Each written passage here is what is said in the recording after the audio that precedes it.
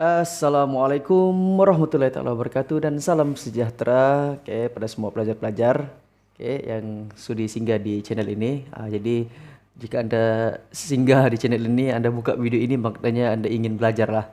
Anda ingin belajar dan Anda merupakan pelajar SPM tahun 2021. Right.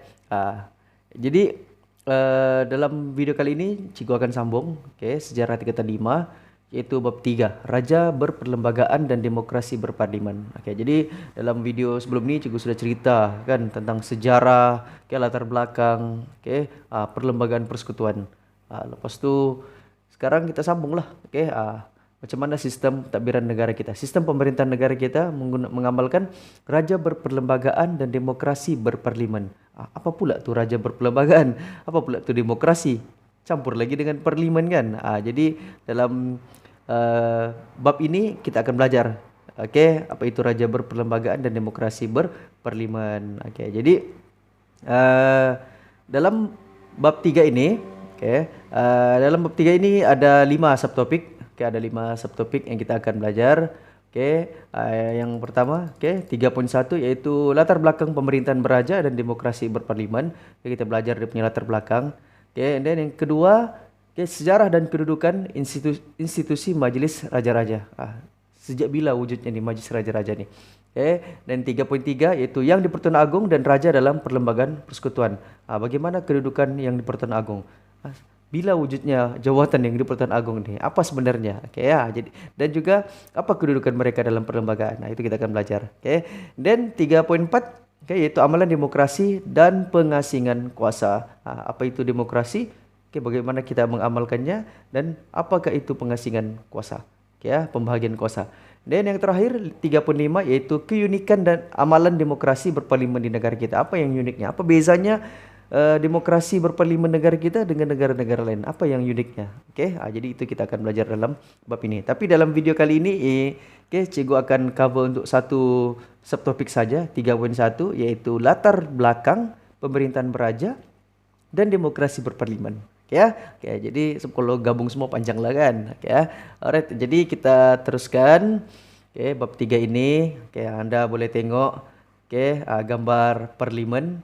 Selalu kita tengok di TV ya kan. Ahli-ahli politik semua bergaduh kerajaan dengan pembangkang tu. Mari kita belajar sebenarnya siapa mereka sebenarnya ni? Apa yang mereka buat di dewan itu? Apa fungsi parlimen tu? Ini kita akan belajar dalam bab ini. Tengok lancong sudah. Kita pergi kepada 3.1 latar belakang pemerintahan beraja dan demokrasi berparlimen.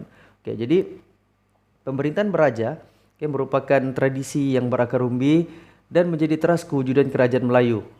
Raja memerintah dan kuasa yang penuh dan berdaulat. Raja dulu secara tradisinya mereka berkuasa penuh, berkuasa mutlak dan juga berdaulat. Jadi cabaran terhadap pemerintahan beraja berlaku selepas pentadbiran tempatan dikuasai oleh British dan Jepun. Jadi zaman British lah, mulai campur tangan British, sekitar awal abad ke-18, sampailah abad ke-19. Jadi dan walau bagaimanapun pemerintahan beraja tidak terhapus. Itu yang spesialnya negara kita ni. Sistem beraja tidak terhapus. Tidak sama dengan negara jiran kita Indonesia dan Filipina. Sistem beraja mereka telah dihapuskan sama sekali. Dan pemerintahan beraja berkembang sejajar dengan peredaran massa sehingga diktiraf sebagai raja berperlembagaan. Seiring dengan konsep demokrasi berparlimen dan pemerintahan negara dalam pemerintahan negara kita pada hari ini. Jadi raja sejak zaman dahulu lagi sampai sekarang masih relevan, masih berfungsi dan kedudukannya masih tinggi seperti dahulu. Walaupun cuma berbeza sedikit. Sekarang kita gabung pemerintahan beraja dan demokrasi berparlimen, tetapi kedudukan raja itu masih lagi berada pada tahap yang paling tinggi dalam sistem pemerintahan negara kita. Alright, mari kita imbas kembali bagaimana pemerintahan beraja Kesultanan Melayu Melaka. Jadi kita sudah belajar kegemilangan Kesultanan Melayu Melaka, sejarah tingkatan 2 kan, apa yang hebatnya Melaka. Bagaimana sistem pentadbiran mereka, macam mana mereka boleh kaya macam tu kan.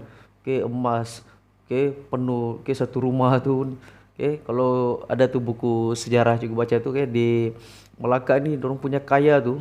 Satu rumah tu paling kurang pun ada 2 peti emas. 2 peti emas. Satu peti itu dalam lebih kurang 100 kilo. Eh, ada emas di rumah 100 kilo. Gila punya kaya kan. Ya. Oke, jadi raja pemerintah yang berkuasa mutlak. Oke, zaman Melaka, oke, dan selepasnya, oke, dan pada baginda terletak sebuah kuasa pemerintahan termasuk kuasa pentadbiran, perundangan dan kehakiman. Ketiga-tiganya nih. Oke, pentadbiran sultan urus, perundangan, kehakiman sultan semuanya yang ngurus. Oke, dibantu oleh pembesar-pembesarnya. Oke, dan pemerintahan pula berdasarkan undang-undang, oke, yaitu Hukum Kadun Melaka dan Undang-Undang Laut Melaka. Jadi pemerintahan bukannya main cakap-cakap saja, oke, bukan ikut budi bicara sepanjang masa, tetapi ada undang-undang yang bertulis, oke, Hukum Kadun Melaka dan Undang-Undang Laut Melaka. Jadi inilah bukti bahwa, oke, kehidupan bernegara dan ciri sistem berperlembagaan ini sejak zaman dulu lagi sudah ada. Oke, sejak zaman dulu lagi dia bukan perkara yang baru. Oke, bukanlah benda baru yang dibawa oleh British, bukan. Oke, kita sebenarnya advance dari segi perundangan, oke, berbanding negara barat. Oke, dan pemerintahan kesultanan ini diperkukuhkan dengan konsep Islam. Oke, bila Islam sampai ke Asia Tenggara, oke, Islam, ajaran Islam, oke, dalam pemerintahan, oke, diserapkan dalam, oke, pemerintahan Kesultanan Melayu Melaka. Jadi konsep ini sekaligus menjadikan raja sebagai ketua agama Islam. Dan pemerintahan Kesultanan Melayu Melaka mempunyai pengaruh yang besar bagi membina tradisi dan adat istiadat yang diwarisi oleh Kesultanan Melayu yang muncul kemudiannya, yang selepasnya lah, selepas kejatuhan Melaka. Okay, dan secara tradisinya Raja Melayu dianggap sebagai sumber undang-undang. Maksudnya undang-undang semuanya dari raja. Okay, raja yang tentukan undang-undang. Okay, dan ketua kerajaan dan juga ketua agama. Jadi raja ada, dia adalah sumber undang-undang. Raja adalah undang-undang tertinggi. Dan ketua kerajaan dia juga, baginda juga, dan juga ketua agama Islam. Jadi baginda Sultan mempertahankan adat dan struktur masyarakat dalam kerajaan Melayu. Jadi ini yang kita ikutlah. Jadi memang zaman Melaka lagi perlembagaan kita, negara ni dari segi sistem pemerintahan kita bukanlah mundur. Sebenarnya kita tidak perlu pun ikut barat sebenarnya. Kita boleh berdiri sebagai sebuah kerajaan lengkap sudah. Kita tidak perlukan penjajah untuk masuk campur, tapi apa boleh buatlah kan, penjajah campur tangan di tempat kita kan. Right? Then selepas Kesultanan Melayu Melaka jatuh, 1511, siapa yang teruskan? Jadi legasi Kesultanan Melayu Melaka diteruskan secara langsung oleh Kesultanan Johor Riau, Pahang dan Perak. Maksudnya dari keturunan Kesultanan Melayu Melaka ini, mereka berpindah ke Johor, wujudkan lagi satu di Perak dan satu lagi di Pahang. And then Kesultanan Terengganu dan Selangor merupakan kesinambungan daripada Kesultanan Johor Riau. Daripada Johor Riau, berkembang ke Selangor dan juga Terengganu. And then Kelantan, Negeri Sembilan dan Perlis diasaskan setelah berakhirnya Kesultanan Melayu Melaka. Lambat sikit. Dan Kesultanan Kedah merupakan kerajaan terawal yang diasaskan di negara kita. Kesultanan ini mengakui pertuanan Kesultanan Melayu Melaka. Maksudnya Kedah ni dia 1000 tahun lebih tua daripada Melaka. Dia lebih awal daripada Melaka, jauh lebih tua. Tapi bila Melaka naik, mereka mengakui kedudukan Melaka itu, ketuanan Melaka itu lebih tinggi berbanding Kesultanan Kedah. Kalau di negara kita ini Kesultanan Kedah yang paling tua ya. Kalau kita belajar sejarah awal Asia Tenggara ni, Melaka ini masih dianggap ke belakang sikit, lambat sikit. Kedah tua ni antara kerajaan awal di Asia Tenggara. Alright. Seterusnya kita tengok macam mana kedudukan raja sebelum Perang Dunia Kedua. Jadi Perang Dunia Kedua ni bila ni? Masa Jepun lah tu, itulah Perang Dunia Kedua. Jadi semasa perluasan kuasa pengaruh British, pemerintahan beraja menjadi penghalang yang menyukarkan British melakukan penjajahan di negeri Melayu. Jadi British sekadar berupaya memperkenalkan sistem residen di negeri-negeri Melayu bersekutu dan sistem penasihat di negeri Melayu tidak bersekutu. Kalau di negeri Melayu bersekutu tu orang guna panggil residen. Kalau tidak bersekutu dianggap sebagai penasihat. Jadi mau cakap kita ni dijajah, sebenarnya kita tidak dijajah. Mereka cuma campur tangan. Residen dan penasihat ini mereka masuk campur dalam pentadbiran pemerintahan negara hanya disebabkan perjanjian antara Sultan dan pihak British. Bukannya penjajahan yang mutlak. Sebab tu Sultan masih ada. Sultan masih relevan sebagai pemerintah. Jadi Mereka Sultan ini mereka cuma terikat dengan perjanjian dengan British. Kalau ikut perjanjian tu residen dan penasihat ini menasihati Sultan kan. Okey, dalam semua bidang kecuali apa agama, istiadat Melayu apa semuanya kan, agama Islam kan. Jadi yang lain British yang urus. Itu kita tidak dijajah, cuma menjadi naungan saja. Kita maksudnya berlindung di bawah kerajaan British. Okey ya. Jadi and then British ni hanya ambil alih pentadbiran pada peringkat pembesar sahaja. Pembesar negeri saja. Kuasa Sultan tetap yang tertinggi. And then Raja Melayu kekal sebagai pemerintah berdaulat walaupun dikehendaki menerima nasihat daripada pegawai British yang dilantik sebagai residen. Kena menerima, kalau ikut perjanjian kena menerima nasihat daripada British, residen British dan penasihat British. Tapi raja masih berkuasa. Kedudukannya masih lebih tinggi daripada residen. Bagi negeri-negeri Melayu tidak bersekutu, kedudukan raja yang memerintah adalah lebih kukuh. British menempatkan penasihat British, namun pentadbiran negeri tetap dilaksanakan oleh pembesar yang dilantik oleh raja. Jadi maksudnya British sebenarnya dia bukannya minat sangat nih dengan kuasa politik. Mereka lebih kepada ekonomi. Mereka mau menguasai ekonomi. Mereka masuk campur dalam bidang politik supaya kuasa besar Eropah yang lain tidak campur tangan. Kita ada Belanda kan, kita ada Spanyol, Prancis. Jadi British masuk campur politik ni untuk apa? Menguasai ekonomi sebenarnya. Mereka tidak berminat untuk menjadi king, menjadi raja di tanah Melayu. Then penggubalan Undang-Undang Tubuh Kerajaan Johor 1895, Undang-Undang bagi diri Kerajaan Terengganu 1911 menyerahkan pemerintahan raja berperlembagaan dalam Kesultanan Johor dan Terengganu. Maksudnya konsep raja berperlembagaan ni sudah lama, sudah wujud sejak zaman British lagi. Memang sudah ada.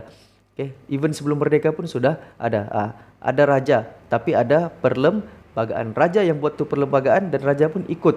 Perlembagaan yang mereka tentukan, yang mereka tulis.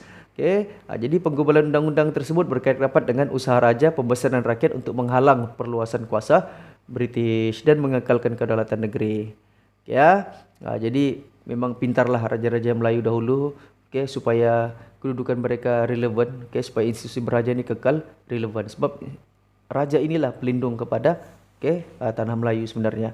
And then perjanjian antara Raja Melayu dan British sebelum Perang Dunia Kedua tidak memindahkan kedaulatan negeri Melayu kepada British. Negeri Melayu hanya menjadi negeri naungan British. Maksudnya nampak macam dijajah, tapi sebenarnya tidak dijajah. Kita cuma macam berlindung sahaja. Kita berlindung, bernaung di bawah kerajaan British. Itu bezanya penjajahan mutlak dengan naungan. Kalau macam Indonesia, memang sistem beraja mereka dihapuskan. Filipina pun, Sultanan Sulu pun dihapuskan. Itu memang penjajahan secara total. Bukannya berlindung lagi. Tapi di tanah Melayu berbeza. Sultan masih relevan. Sebab itulah kita punya sultan masih ada. Indonesia lebih banyak sultan, di sana lagi banyak. Kerajaan mereka lebih banyak, tapi sekarang sudah tiada lah. Macam mana? Kenapa tiada? Itu sejarah Indonesia. Kan saya belajar tingkatan 4 kan. Sejarah Asia Tenggara. Sultan Selangor, Sultan Abdul Samad yang duduk di bawah payung. Ini yang duduk di bawah payung. Ini pada 1870. Masih kekal gambar tu, dapat disimpan lagi. Ini pula gambar Sultan Perak, Sultan Idris Mursyidul Azam Shah. Ini pula yang di Pertuan Besar Negeri Sembilan, Tuanku Muhammad Tuanku Antah. Ini Sultan Pang, Sultan Ahmad Al-Muazzam Shah. 1897. Sudah lebih 100 tahun gambar ni kan. Alright. Ini sumber dari mana? Arsip Negara. Ada Arsip Negara masih disimpan gambar-gambar lama ni. Macam mana pula kedudukan raja-raja Melayu semasa pendudukan Jepun? Semasa Jepun menjajah, raja-raja Melayu diktirap sebagai ketua dalam ahwal agama Islam dan raja Melayu juga memperoleh pendapatan seperti sebelum Perang Dunia Kedua. Maksudnya Jepun tidak menghapuskan sistem raja ni walaupun mereka menjajah melalui peperangan. Mereka perlukan sokongan daripada raja-raja Melayu. Untuk apa? Untuk dapat sokongan penduduk-penduduk di tanah Melayu. Sebab kalau bila raja-raja Melayu dihapuskan, digulingkan, orang Melayu memang akan mengamuklah.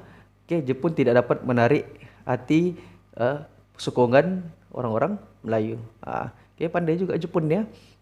Sebab orang tahu orang Melayu ni dia punya tak setia kepada raja ni memang sangat tinggi.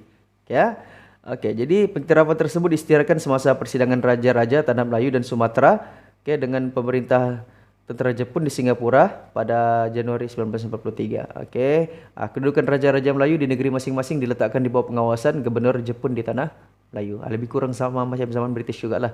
Oke, bila Jepun kalah lepas Perang Dunia Kedua ni, British cuba wujudkan Malayan Union pula. Oke, ini kita belajar sejarah tingkatan 4 kan. Oke, Malayan Union. Ya, jadi bentuk sebuah negara yang dinamakan sebagai Malayan Union. Ya, gabung semua negeri-negeri tanah Melayu. Ya, jadi negara Malayan Union 1946. Oke, tapi dalam Malayan Union itu Raja Melayu kehilangan kuasa sebagai pemerintah negeri. Oke, karena kuasa pemerintahan diambil oleh Raja England. Jadi, British orang-orang Melayu ini menentanglah. Malayan Union sebab ia ibarat menghilangkan, menafikan kekuasaan Raja-Raja Melayu. Jadi orang Melayu pun bangkitlah, buat demonstrasi, buat bantahan secara aman, menentang Malayan Union. Jadi tukarlah kepada Persekutuan Tanah Melayu 1948. Jadi bila ganti kepada Persekutuan Tanah Melayu 1948, kedaulatan Raja-Raja Melayu yang diwarisi daripada Kesultanan Melayu Melaka dikembalikan seperti sebelum Perang Dunia Kedua melalui Perjanjian Persekutuan Tanah Melayu 1948.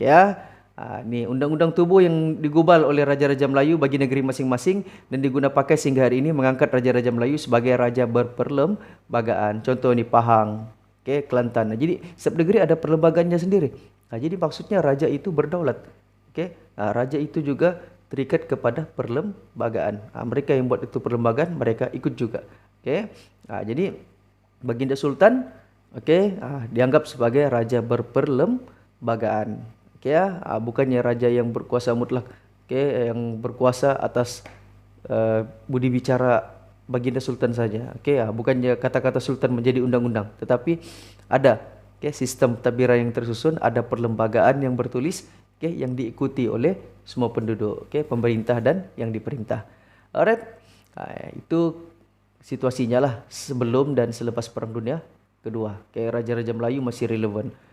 Then Raja berperlembagaan dan demokrasi berparlimen selepas merdeka. Lepas merdeka 57 Tanah Melayu, barulah kita buat sistem raja berperlembagaan dan demokrasi berparlimen. Jadi pemerintahan beraja diteruskan. Dalam perlembagaan persekutuan dan beberapa pindahan dibuat supaya sesuai dengan konsep demokrasi. Maksudnya ada beberapa lah perubahan dalam perlembagaan persekutuan ini supaya demokrasi berparlimen itu dapat diserap masuk, dicampurkan dengan konsep raja berperlembagaan. Jadi jawatan yang di Pertuan Agong diwujudkan sebagai ketua utama negara. Kedudukan, kuasa dan tugas yang di Pertuan Agong termaktub dalam perlembagaan persekutuan. Jadi dalam perlembagaan persekutuan dituliskan, ditetapkan bahwa ketua utama negara ialah yang di Pertuan Agong. Jawatan ini tiada sebelum ni. Jadi ketua antara semua sultan itu adalah yang di Pertuan Agong. Jadi ciri raja berperlembagaan dan demokrasi berparlimen dalam perlembagaan persekutuan mengiktiraf raja sebagai pemerintah tertinggi negara. Sementara itu rakyat diberi hak untuk memilih wakil mereka melalui pilihan raya untuk membentuk kerajaan. Maksudnya raja pemerintah tertinggi. Tapi bahagian pentadbiran kerajaan, mereka rakyat memilih wakil. Memilih wakil untuk ke parlimen untuk bagi membentuk kerajaan, melaksanakan tugas-tugas eksekutif. Jadi maksudnya sudah bercampur lah. Kita ada raja, tapi kita masih ada pemimpin yang kita pilih. Ada konsepnya dia macam ni lah. Kalau dulu raja yang memilih pembesar-pembesar tu kan. Setiap daerah tu apa semuanya, setiap jawatan-jawatan tu. Tapi kalau campur dengan demokrasi, sekarang rakyat yang memilih melalui undian. Rakyat yang memilih pembesar maksudnya. Rakyat yang memilih menteri-menteri itu, yang dari parlimen itu semua. Jadi itulah percampuran antara raja berperlembagaan dengan demokrasi berparlimen. Itu nanti kita hurai lebih detail lagi lepas ni. Alright. And then itu situasinya lepas merdeka. Ni kita tengok Museum Diraja ni. Info Museum Diraja, ini istana negara yang lama. Di Jalan Istana Kuala Lumpur. Sebelumnya ni Istana Negara, tempat Agong lah. Istana bagi yang di Pertuan Agong. Tapi sampai 2011 saja istana ini berfungsi. Sebab kita ada istana yang baru di Jalan Tunku Abdul Halim pada tahun 2011. And then 2013 baru istana yang lama ini dijadikan sebagai museum diraja. Siapa yang tinggal area sana boleh pergi tengok kan. Cikgu sendiri pun belum pernah lagi masuk ke dalam istana negara nih. Waktu cikgu PKLR itu masih lagi agung di sini kan. Sekarang istana yang baru cikgu belum pernah lagi pergi yang baru nih. Insyaallah ada rezeki dapat pergi sana, istana negara yang baru. Ya. Jadi kesimpulannya, sistem pemerintahan beraja merupakan kesinambungan sejarah dan warisan negara yang kekal sehingga hari ini, masih relevan sampai sekarang. Raja itulah sebenarnya simbol kedaulatan negara. Bila raja jatuh, maksudnya negara kita pun jatuh sudah. Raja masih ada, maksudnya negara kita masih berdaulat.